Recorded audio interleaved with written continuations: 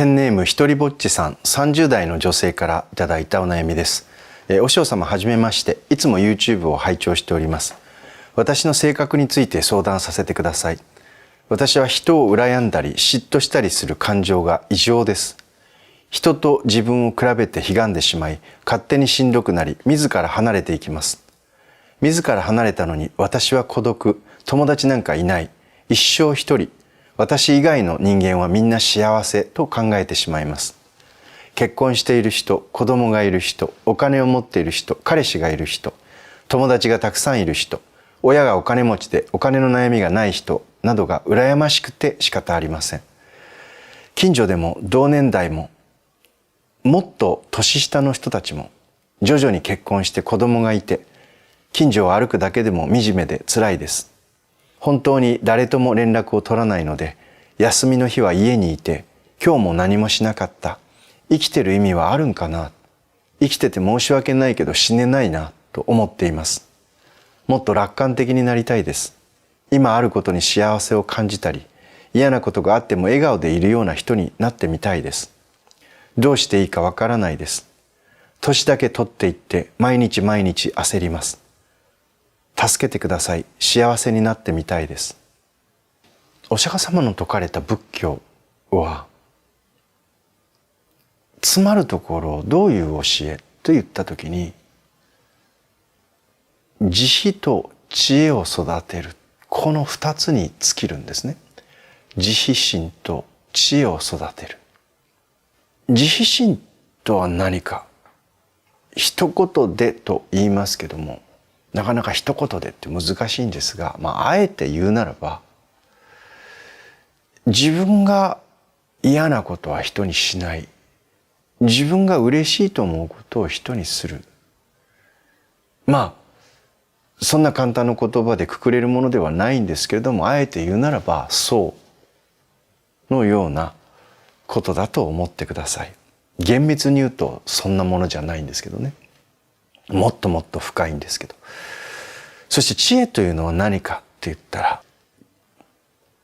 世の中のありのままの状態にありのままに気づくということです。これに気づける知恵が出てくると、自分が自分のフィルターを通して自分都合で自分勝手に物事を見ているということが分かるようになります。いずれにしてもその世の中のを正しく見る、正しく気づいているということが知恵です。さて、一見ですね、この人に対する思いやりという慈悲を育てようとか、もういろいろ世の中を間違った見方じゃなくて、正しい見方で見るとか、なんか聞けば当たり前のことなんですよ。でもこの当たり前でしょができないのが私たち人間です。で、これはですね、様々な研究から今ね、分かってきたことがあって、私たちは、お金もないし、毎日つまらないし、なんかこう幸せって何だろうっていうことを漠然とどこかで考えて、幸せになりたい幸せになりたいってずっと思ってるんですけど、幸せとは何かっていうこと、その正体はですね、実はつまるところ、自分の周りの人たちと質の高い関係を築けることというのが幸せにつながっていくんですね。お金がものすごいあるけど不幸な人っています。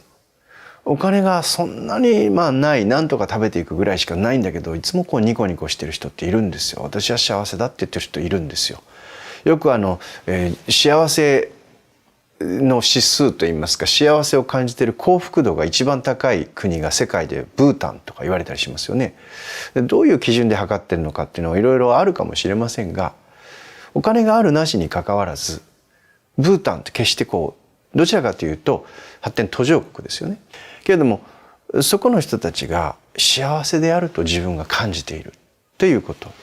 で、それを考えてもね、お金ではないんだ。お金ももちろん大事というかもしれませんけども、お金稼いでみたら分かりますよ。お金1000万2000万3000万4000万で稼いでいくとですね、お金があったからといって必ずしも幸せじゃないということはやっぱり分かってくるんです。お金がない人からしてみたら、お金があったら全部買えるだろうと思うかもしれませんが、でもじゃあ何かと言ったら、良質な人間関係が自分の周りにあるっていうことが幸せなんです。だけれども問題があるんですね。何かというとね、人間関係ほど面倒くさくて大変なことはないってことなんです。お金を稼ぐことの方が楽かもしれません。実は人間関係を良質な人間関係を自分の周りに築いて、それを保ち続けていくということの方が面倒くさいですね。だからどうしてもこの人間関係を作っていく、築いていくっていうことを避けて通ってしまうんですよ。で、結果として孤独になってしまう。で、孤独っていうのは辛いだけじゃなくて、自分の健康とか自分の脳にもものすごい悪影響を与えるということが分かってきてますね。寿命にも関係してきてます。で、一人ぼっちさんの問題は何かっていうと、羨ましいことなんですよ。一人ぼっちさん書いてますね。結婚している人、子供がいる人、お金を持っている人、彼氏がいる人、友達がたくさんいる人、親がお金持ちでお金の悩みがない人など、羨ましくて仕方がないって書いてます。で、なんで羨ましいことが問題かっていうとですね、羨みという言葉の嫌を落とすと恨みに変わるんですよ。実は羨ましいという感情は恨みなんですね。ああ、いいなって。畜生いいなって。あいつらばっかりいい思いしやがって。それに比べて私は。ああ、いいな。あいつらばっかり楽しそうにいやがってって。この恨みなんです。だから人を見るたびに羨ましいイコール恨めしいっていうことを育ててしまうんですね。その気持ちを。で、処方箋です。もう一人ぼっちさんは散々自分の感情を見つめてきたと思うんです。一問一答もいろいろと、他のものも見てくださってると思うんですけど、そしてまた30代っていうことで、どちらかというと都会ではなくて、ひょっとしたら少し昔から住んでらっしゃるところのとか、ちょっと田舎の方とかに住んでらっしゃる、都会かもしれないけど昔からその地域に住んでらっしゃるんだと思うんですね。だから家の近所を見ていると、自分と同じように育ってきた同級生とか友達たちがどんどん結婚したりとかして子供ができたりして、なのに自分は変わってない、ずっと一人だっていう思いが募ってしまう。そしてまた自分がもう非常に惨めに感じてしまう。一人ぼっちだという思いがどんどん募ってしまう。さて、やっぱり人間ですから人と関わっていたいですよね。孤独っていうのと自分が孤高に生きるっていうのは違います。何か自分がなすべき目的があって、それに向かってね、人と群れていることによって目的が達成できない。それは自分一人の時間が欲しいというものです。これと孤独であるということは全然違いますね。孤独であるっていうのは辛いですね。本当は人と良質な人間関係を保っていたいのに、それができないというのは辛いです。さて、処方箋です。ぜひ一人ぼっちさん、友を作ってください。いきなり恋人、いきなり結婚っていかなくてもいいです。でもね、友を作ってください。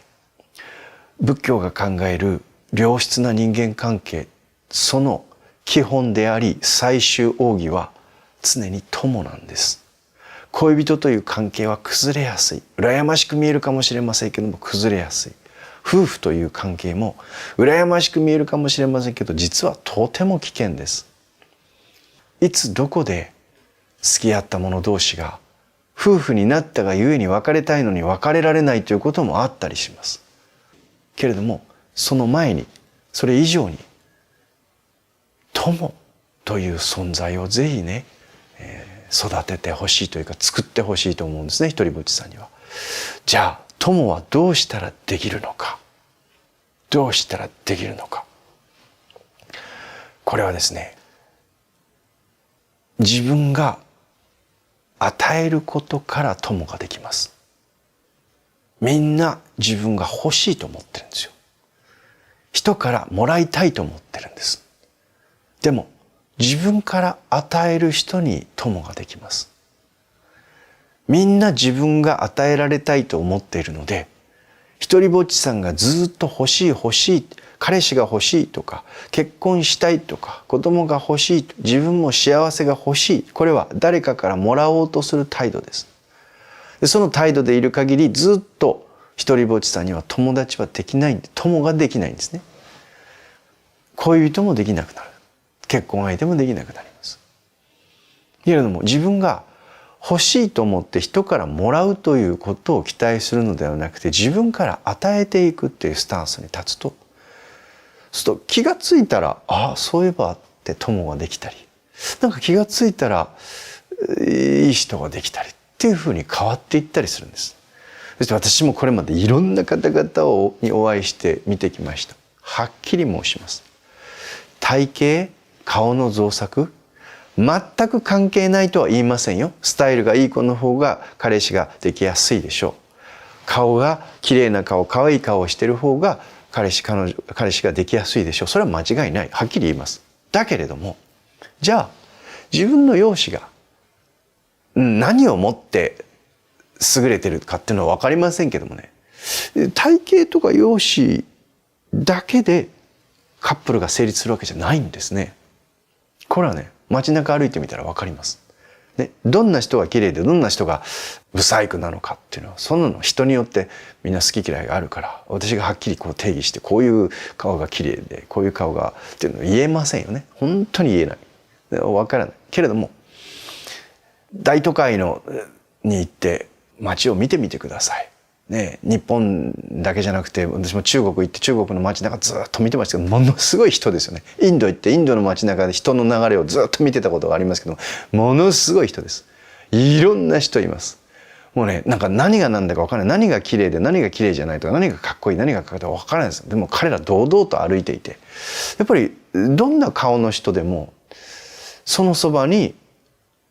恋人か友か家族か分かりませんけど、やっぱり誰かと良質な人間関係を築いてるだろうなっていう人たちはあちこちに歩いてます。ね、で